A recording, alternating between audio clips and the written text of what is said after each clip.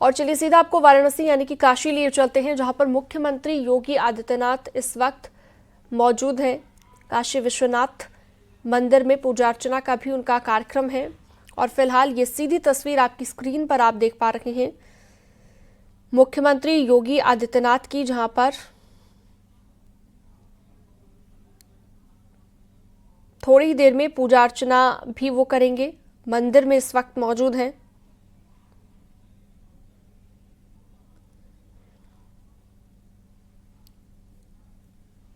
तो आज का पूरा जो कार्यक्रम है मुख्यमंत्री योगी आदित्यनाथ का, महाकुंभ की तैयारियों का निरीक्षण भी करना है, साथ ही पीएम मोदी के प्रस्तावित दौरे की तैयारियों का भी वो जायजा लेंगे। और इस वक्त निरीक्षण करते हुए आप देख सकते हैं तो वाराणसी से चलकर दोपहर में करीब 1 बजे पुलिस लाइन स्थित हेलीपैड पर वो जाएंगे और उसके बाद आगे का पूरा कार्यक्रम रहेगा। लेकिन फिलहाल सुबह सवेरे वाराणसी में ही मौजूद है। स्वर्वेद मंदिर में इस वक्त आप सीएम योगी आदित्यनाथ को देख रहे हैं, जो वहां पर तैयारियों का जायजा लेते हुए नजर आ रहे हैं। महाकुंभ की तैयारियों का निरीक्षण करने के साथ ही पीएम मोदी का जो प्रस्तावित दौरा है उसको लेकर कैसी तैयारियां हैं, ये भी यहां पर मुख्यमंत्री योगी आदित्यनाथ जायजा लेते नजर आ रहे हैं। तो स्वर्वेद मंदिर का शताब्दी समारोह होगा, खुद प्रधानमंत्री पहुंचेंगे और उससे पहले आप देखिए यहाँ पर जायजा लेते हुए और जो शंख वादन के लिए यहाँ पर बालक सेलेक्ट किए गए थे उनसे बातचीत करते हुए। वाराणसी से मुख्यमंत्री योगी आदित्यनाथ आप लाइव देख रहे हैं। स्वर्वेद मंदिर का शताब्दी समारोह होना है और इस मौके पर खुद प्रधानमंत्री पहुंचेंगे। तो उससे पहले प्रधानमंत्री के प्रस्तावित दौरे को लेकर तैयारियों का जायजा लेते हुए आप मुख्यमंत्री योगी आदित्यनाथ को देख रहे हैं।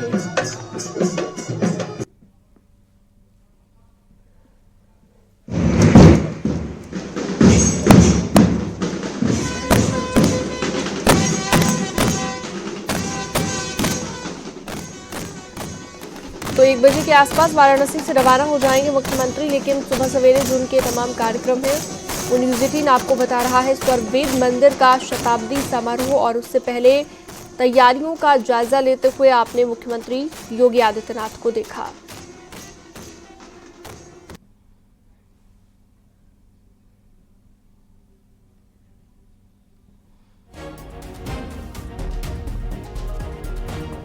तो तमाम तैयारियां यहां पर लगभग पूरी कर ली गई हैं। शताब्दी समारोह को लेकर प्रधानमंत्री को भी पहुंचना है इस समारोह में और उससे पहले तैयारियों का जायजा लेते हुए मुख्यमंत्री योगी आदित्यनाथ।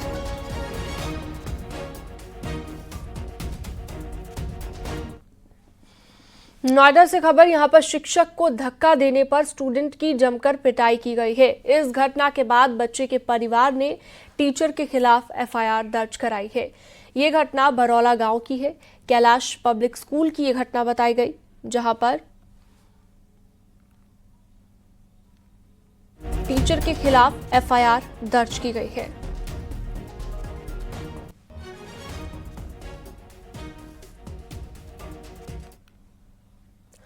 कानपुर से बड़ी खबर, डिटर्जेंट कारोबारी के ठिकानों पर छापेमारी। 6 ठिकानों पर सीजीएसटी की छापेमारी। 6 टीमों में 20 सदस्य हैं जो छापेमारी लगातार कर रहे हैं। बड़े पैमाने पर टैक्स चोरी के पेपर मिले। स्टॉक और तैयार माल में भी अंतर पाया गया, जिसके बाद ये बड़ी कार्रवाई देखने को मिली। 6 ठिकानों पर सीजीएसटी की तरफ से छापेमार कार्रवाई की गई है। अमित गंजू हमारे सहयोगी हमारे साथ जुड़ चुके हैं लाइव इस पर ज्यादा जानकारी के लिए। अमित, 6 ठिकानों पर छापेमार कार्रवाई हुई है, कहां पर ये छापा पड़ा है और क्या कुछ बरामद हुआ अब तक?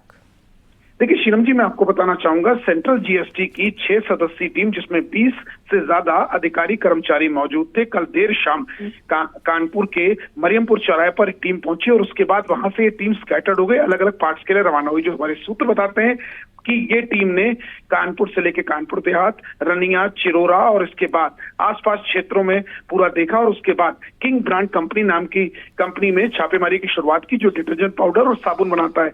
इसके साथ साथ इनकी निशानदेही पर कंपनी के जुड़े हुए इंडस्ट्रीज से जुड़े हुए रनिया, चिरोरा के आसपास के 3 सहायक फैक्ट्री, 1 पैकेजिंग प्रतिष्ठान और इसके C&F के यहाँ भी छापेमारी की शुरुआत की, जिसके बाद देर रात तक ये छापेमारी चली और अभी भी ये छापेमारी चली। जो हमारे सोर्सेज बता रहे हैं कि बड़े पैमाने पर कर चोरी का मामला सामने आया है। 27 से ज्यादा फाइलें रखी गई हैं, कुछ इलेक्ट्रॉनिक डॉक्यूमेंट्स रखे गए हैं, मोबाइल्स को पुलिस खंगाल दी, क्योंकि कोड में तमाम चीजें मेंशन की गई थी। A, B और C, A के आगे ब्रैकेट, B के आगे 1 नंबर और C के आगे 2, ऐसे तमाम कोड्स में चीजों को रखा गया। क्या ये इनका कॉन्फ्रेशन कोड है या टैक्स चोरी करने के लिए कोई माल भेजने के लिए रखा है, ऐसी तमाम चीजें जिससे पर्दा उठना बाकी है। अगर स्टॉक की बात की जाए तो दस्तावेज में मिले स्टॉक और तैयार माल में भारी अंतर सामने आया और ऐसे में टीम शुरुआती जांच और टर्नओवर में अंतर मिलने के बाद जो दस्तावेजन को जब्त किया और माल की मिलान कराने में टीम लगी। अब जब माल की मिलान यानी जो स्टॉक और इसकी माल को मिलान समाप्त होगा, तब जाके पता चलेगा कि क्या कंपनी ने वाकई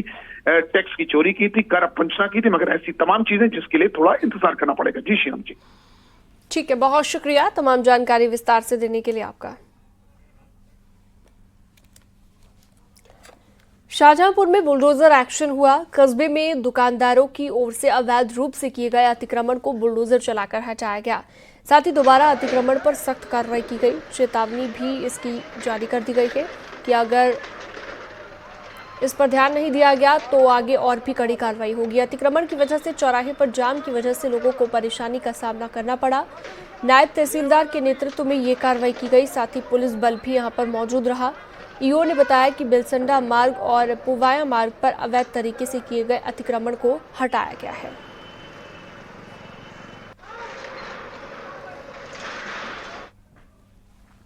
शाहजहांपुर के अलावा संभल में भी बुलडोजर वाली कार्रवाई हुई। संभल में अवैध ईंट भट्टों पर बुलडोजर गरजा। पॉल्यूशन कंट्रोल बोर्ड के आदेश पर टीम ने 4 भट्टों को जमींदोज किया। जिले में 108 ईंट भट्टों को बंद करने और पर्यावरणीय क्षति का जुर्माना वसूलने के लिए पॉल्यूशन कंट्रोल बोर्ड ने डीएम को रिपोर्ट दी थी। इसके बाद डीएम ने एक कमेटी गठित कर आदेश के पालन का निर्देश दिया, जिसके आधार पर एसडीएम, तहसीलदार, पीसीबी अधिकारी और वाणिज्य कर विभाग की टीम रजपुरा के सिंगदलनपुर गांव पहुंची, जहां पर 4 भट्टों पर बुलडोजर चलाकर भट्टे बंद किए गए।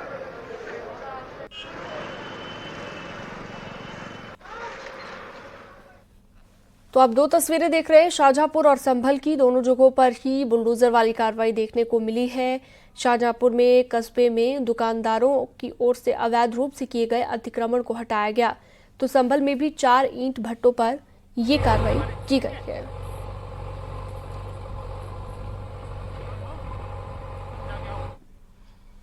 नोएडा की एक हाई राइज सोसाइटी में दंपत्ति करीब 1 घंटे तक लिफ्ट में फंसे रहे। रेजिडेंट्स ने लोहे के रॉड से लिफ्ट को खोला और दंपत्ति टहलकर अपनी 9वीं मंजिल पर बने फ्लैट पर जा रहे थे। पहली मंजिल पर लिफ्ट फंसी और झटके से नीचे आ गई।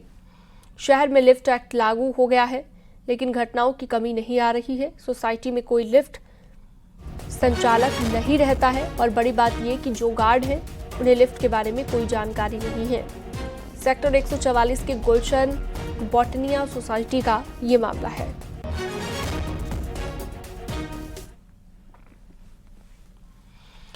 बाराबंकी में ढाबे की जमीन विवाद के चलते आग लगाने का एक मामला सामने आया। पीड़ित ने पट्टीदार पर ढाबे में आग लगाने का आरोप लगाया है। घटनास्थल पर ही दबंगों ने पुलिस के सामने पीड़ित के साथ मारपीट की।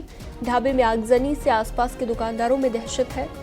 मौके पर पहुंची फायर कर्मियों ने आग पर काबू पा लिया है। पुलिस ने 1 दर्जन लोगों को हिरासत में लेकर जांच शुरू कर दी है। देवा थाना क्षेत्र के पलटा गांव के पास एचपी पेट्रोल पंप के पास की ये घटना है।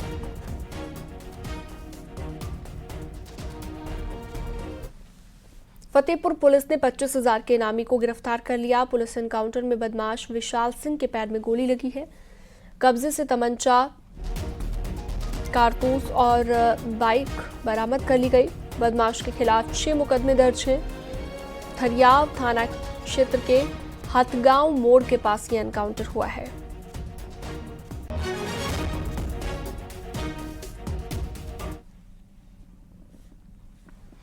खबर देवरिया से है, जहां पर पुलिस ने एक शातिर को मुठभेड़ के बाद गिरफ्तार किया है।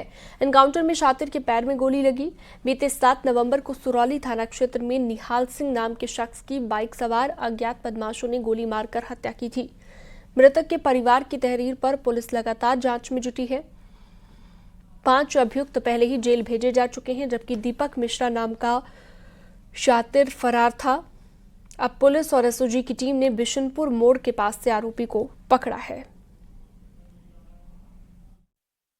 थाना सुरौली क्षेत्रांतर्गत दिनांक 7/11/2024 को अज्ञात अभियुक्तों द्वारा एक युवक की गोली मारकर हत्या कर दी गई थी, जिसके संबंध में प्राप्त तहरीर के आधार पर अभियोग पंजीकृत किया गया तथा पुलिस टीम द्वारा घटना का अनावरण करते हुए पूर्व में 5 अभियुक्तों की गिरफ्तारी की गई थी। पुलिस टीम द्वारा उक्त अभियोग में मुखबिर की सूचना पर शेष एक अभियुक्त को पुलिस मुठभेड़ में गिरफ्तार किया गया है, जिसके पैर में गोली लगी है, जिसका इलाज चल रहा है, स्थिति सामान्य है, जिसके पास से अवैध शस्त्र आदि बरामद हुए हैं। अभियुक्त से पूछताछ की जा रही है, नियमानुसार अग्रिम विधिक कार्रवाई की जा रही है। वाराणसी पुलिस ने 24 घंटे में हत्या के आरोपी को गिरफ्तार कर लिया है। एनकाउंटर में आरोपी को पैर में गोली लगी, जिसके बाद उसे अस्पताल में भर्ती कराया गया। पुलिस ने सुरेश हत्याकांड में शातिर को पकड़ा है। आरोपी ने दोस्त को शराब और सिगरेट को लेकर मौत के घाट उतार दिया था। पुलिस 3 आरोपियों को पहले ही पकड़ चुकी है, मगर मुख्य आरोपी विशाल की तलाश की जा रही है। सुरेश राजभर जी की यहाँ हत्या हुई थी बेलूपुर थाना क्षेत्र में, जो सुदामापुर एक कॉलोनी लगती है वहाँ पे, और उसी में जो इनके साथी थे इन्होंने मिलकर के इनकी पिटाई की थी। और उसके बाद जो विशाल सोनकर थे इसमें मुख्य अभियुक्त, तो इन्होंने पिस्टल से इनको 3 गोलियां मारकर हत्या कर दी थी। जो बाकी 3 साथी थे इनके, वो पुलिस ने गिरफ्तार कर लिए तत्काल मौके पर दबिश दे करके, और ये जो विशाल सोनकर थे ये फरार चल रहे थे।